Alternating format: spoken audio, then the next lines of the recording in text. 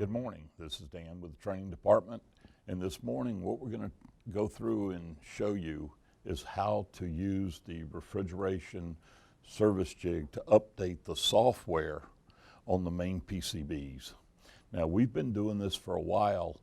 When you're using the universal compressor, we update the software. You're still going to do that, but now you're also going to be asked to go in and update the software on the PCB for all units built between July of 2014 and May of 2019. So if you're on a service call for a door gasket or ice maker or whatever, we want you to update the board.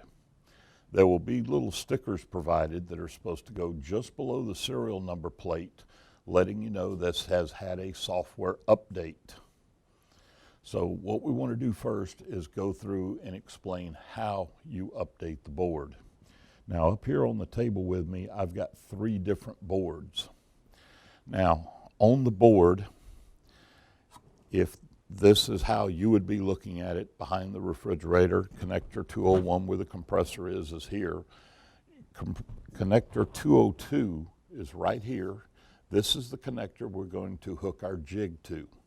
Now, when you get your jig, you will get, of course, the jig and a cable.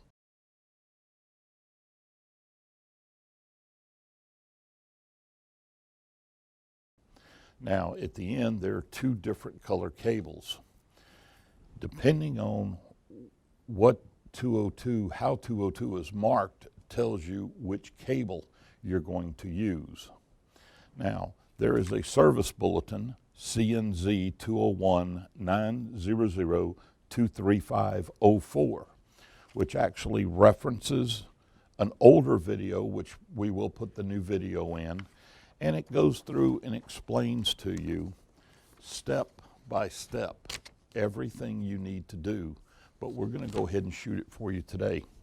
So if you were to pick up a main board and you were to look at 202 and see that it says pin 1, and pin 1 is always has a little triangle. If pin 1 says VCC, you're going to use the red connector. I've got another board up here that says TX on pin 1. That one I would use the white connector on.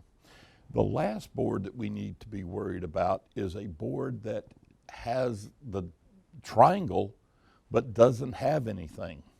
So that one, we don't know which connector. Now, people have erroneously been just hooking one up. Guys, if you hook up the wrong connector to the board, you can actually melt the trace. We were doing some testing with it yesterday, and that trace on the back was getting hot enough that if you put your finger, you could feel the heat. And we've actually had somebody burn through a trace and had to get a new board, so let's not do that. So all you do is look at 202, determine is it VCC or TX. VCC gets the red, TX gets the white. Now, let's say we have a board like this one that has neither. Connector 202 has no screen print on it. So in that case, and I'm going to get Madison to come in close a little bit here, what you would do is take your meter and set it to ohms. And I find my little triangle, and I'm going to ohm between pins 1 and 2. I got 20 ohms, and I'm going to ohm between pins 2 and 3. I got about 10. Now, in the instructions, it's got in here, again, everything we're doing is in the service bulletin. I'm sorry. But it tells you that when you ohm it, if 1 and 2 is larger than 2 and 3, you're going to use the white connector. All right, so after ohming it out and we find out which connector we need to use, now we just need to update a board. So at that point, you're going to get your jig out, you're going to get your connector, take the single connector, plug it into your jig. And let's just pick a board. And what I'm going to do is flip this around. This is connector 202. It says VCC. VCC is my red connector. So I would take and plug my red connector into the board.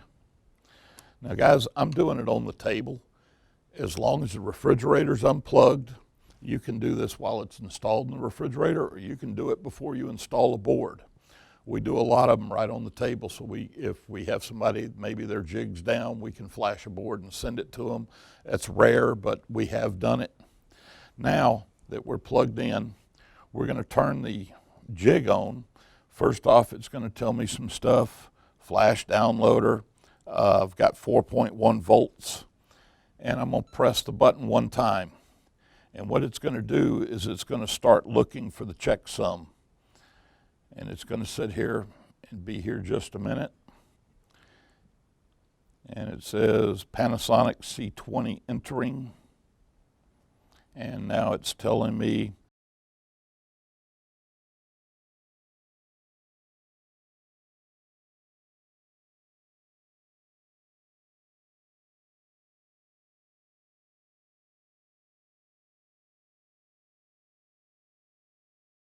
and it's just gone in. Now it's telling me the model, the compressor, the checksum number.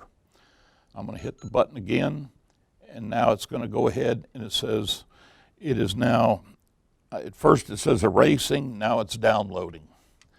Now, depending on the age of the board, it could take upwards of 2 or 3 minutes to download all the software. On some of the newer boards, it's fairly quick. At this point, what I want to do is turn my jig off, unplug, and this board now is ready to go in and be used for the refrigerator. So that is how we go through and update a board using the auto mode with our jig.